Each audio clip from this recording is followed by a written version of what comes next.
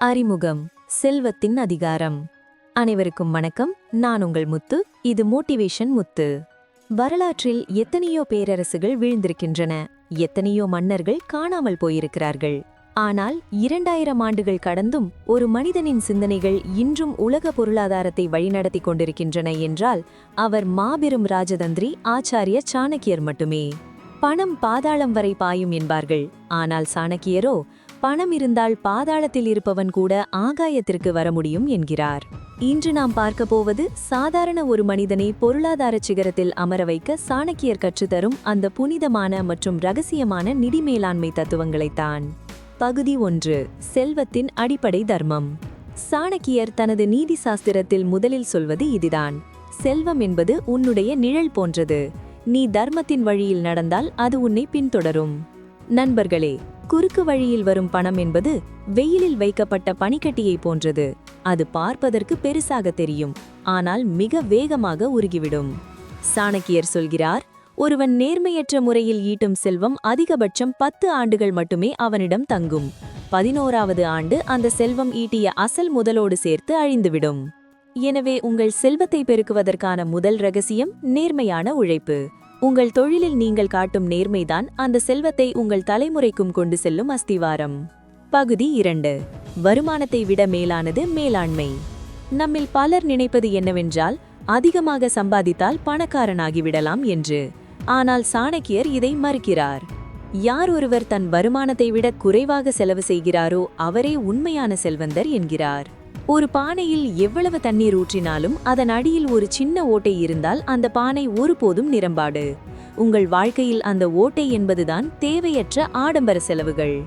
உங்களிடம் கார் இருக்கிறது என்பதற்காக புதிய கார் வாங்குவது, பிறர் பாராட்ட வேண்டும் என்பதற்காக கடன் வாங்கி சுப நிகழ்ச்சிகளை நடத்துவது, இவையெல்லாம் உங்கள் செல்வத்தை அழிக்கும் கரையான்கள்.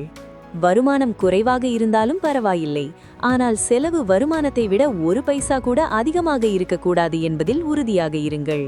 பகுதி 3. சேமிப்பு எனும் ஆயுதம். சாணக்கியர் சேமிப்பை ஒரு வீரனின் ஆயுதத்தோடு ஒப்பிடுகிறார்.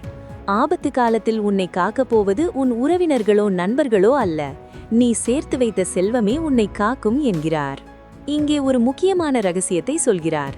சேமிப்பு என்பது பணத்தை பெட்டியில் பூட்டி வைப்பதல்ல. ஒரு ஏரியில் தண்ணீர் வந்து கொண்டே இருக்கிறது, ஆனால் அது வெளியேற வழியில்லை என்றால் அந்த ஏரி உடைந்துவிடும். அதேபோல் பணத்தை சேமிப்பதோடு மட்டுமல்லாமல் அதை சரியான முதலீடுகளில் ஈடுபடுத்த வேண்டும். பணத்தை ஒரு வேலையாளியைப் போல நடத்துங்கள். நீங்கள் தூங்கிக் கொண்டிருக்கும் போதும் உங்களுக்காக பணம் வேலை செய்ய வேண்டும். அதுதான் முதலீடு. உங்கள் வருமானத்தில் 20% எதிர்காலத்திற்காக சேமிப்பதும் அதை வளரக்கூடிய சொத்துக்களில் முதலீடு செய்வதும் உங்களை ஒருபோதும் ஏழையாக்காது. பகுதி 4. ரகசியம் காத்தல். The power of silence. நிதித்துறையில் சாணக்கியர் சொல்லும் மிக முக்கியமான எச்சரிக்கை இதுதான்: உன் நிதி நிலைமையை உலகிற்கு பறைசாட்டாதே என்கிறார். உங்களிடம் எவ்வளவு பணம் இருக்கிறது, நீங்கள் அடுத்து என்ன தொழில் தொடங்கப் போகிறீர்கள், உங்கள் முதலீட்டு திட்டங்கள் என்ன என்பதை உங்கள் நிழலுக்கு கூட தெரியாமல் ரகசியமாக வைத்திருங்கள். ஏன் தெரியுமா? உங்கள் ரகசியம் தெரிந்தால் உங்களை வீழ்த்த திட்டம் தீட்டுவார்கள். உங்கள் வளர்ச்சி பிடிக்காதவர்கள் திருஷ்டி வைப்பார்கள். தேவையற்ற நபர்கள் உங்களிடம் கடன் கேட்டு வந்து உங்கள் செல்வத்தை கரைப்பார்கள். செல்வம் என்பது அமைதியாக வளர வேண்டிய ஒரு செடி. அது விருட்சமான பிறகு அதன் நிழலை உலகம் தானாகவே தேடி வரும். பகுதி 5. அறிவுதான் உண்மையான செல்வம். ஒரு முட்டாள் கையில் இருக்கும் செல்வம் குரங்கு கையில் இருக்கும் கண்ணாடி போன்றது என்கிறார் சாணக்கியர். பணத்தை விட அறிவே மேலானது. ஏனென்றால் அறிவை திருட முடியாது, ஆனால் அறிவை பயன்படுத்தி இழந்த செல்வத்தை மீண்டும் சம்பாதித்து விட முடியும். முதலீடு செய்யும் போது நிலத்தின் மீதோ தங்கத்தின் மீதோ முதலீடு செய்வதற்கு முன்னால் உங்கள் அறிவின் மீது முதலீடு செய்யுங்கள். ஒரு தொழிலை பற்றி தெரியாமல் அதில் பணத்தை போடுவது தற்கொலைக்கு சமம். அந்த தொழிலை கற்றுக்கொள்ளுங்கள், நிபுணர்களிடம் ஆலோசனை கேளுங்கள். பகுதி 6. செல்வத்தை பாதுகாக்கும் வழிமுறைகள். பெருகிய செல்வத்தை தக்க வைப்பதற்கும் சில தந்திரங்கள் உள்ளன. பயமற்ற நிர்வாகம். உங்கள் கணக்கு வழக்குகளில் நீங்கள் மிக துல்லியமாக இருக்க வேண்டும். தர்மம். சாணக்கியர் சொல்கிறார், உன் செல்வத்தில் ஒரு சிறு பகுதியை தானமாக வழங்கு. அது கடலில் சேரும் மழைத்துளி போல மீண்டும் மேகமாகி உனக்கே மழையாக பொழியும். தர்மம் செய்வது உங்கள் செல்வத்தின் தூய்மையை அதிகரிக்கும்.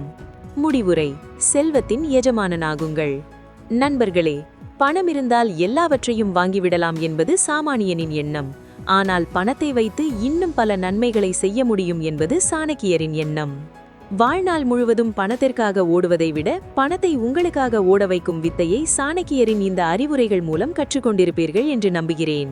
நினைவில் வைத்துக் கொள்ளுங்கள், கடின உழைப்பு, கரைபடாத நேர்மை, கராரான சேமிப்பு, ரகசியமான திட்டமிடல், இந்த 4ம் இருந்தால் நீங்கள் ஒருபோதும் ஏழ்மையை தீண்ட மாட்டீர்கள். இந்த தகவல்கள் உங்களுக்கு பயனுள்ளதாக இருந்தால் உங்கள் நண்பர்களுக்கும் பகிருங்கள். உங்கள் வாழ்க்கை பயணத்தில் உத்வேகமளிக்க நான் எப்போதும் காத்திருக்கிறேன். மீண்டும் ஒரு அற்புதமான வீடியோவில் சந்திப்போம். இது உங்கள் மோட்டிவேஷன் முத்து. உழைப்பால் உயர்வோம்.